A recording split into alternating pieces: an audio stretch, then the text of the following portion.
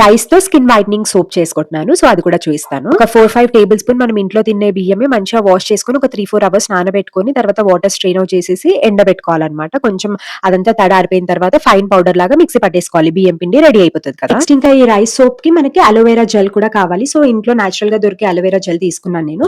పైన ఎల్లో ఉంటది కదా, సో అది డైరెక్ట్ గా యూస్ చేయొద్దు కాబట్టి ఒక 5 మినిట్స్ నేను వాటర్ లో పెట్టుకున్నాను. జెల్ ని మాత్రమే తీసుకోవాలి, చిన్న చిన్న క్యూబ్స్ గా కట్ చేసుకోవాలి. గ్రీన్ పార్ట్ అంతా తీసేసేయండి. నెక్స్ట్ మనకి ఒక పొటాటో కూడా కావాలి. పొటాటో పీల్ ఆఫ్ చేసేసి మంచిగా వాష్ చేసుకుని చిన్న చిన్న ముక్కలుగా కట్ చేసుకోవాలి. కట్ చేసుకున్న పొటాటోని అలోవెరాని మంచిగా మిక్సీ పట్టేసుకోవాలన్నమాట. తర్వాత జ్యూస్ ఎక్స్ట్రాక్ట్ చేయాలి. ఇప్పుడు ఆ జ్యూస్ ని పక్కకు పెట్టేసి సేమ్ ఇంతకు ముందు లాగానే డబుల్ బాయిలింగ్ మెథడ్ లో సోప్ బేస్ ని మెల్ట్ చేసుకోవాలి. ఒక 2 to 3 మినిట్స్ లో మంచిగా ఈజీగా మెల్ట్ అయిపోతుంది అనమాట.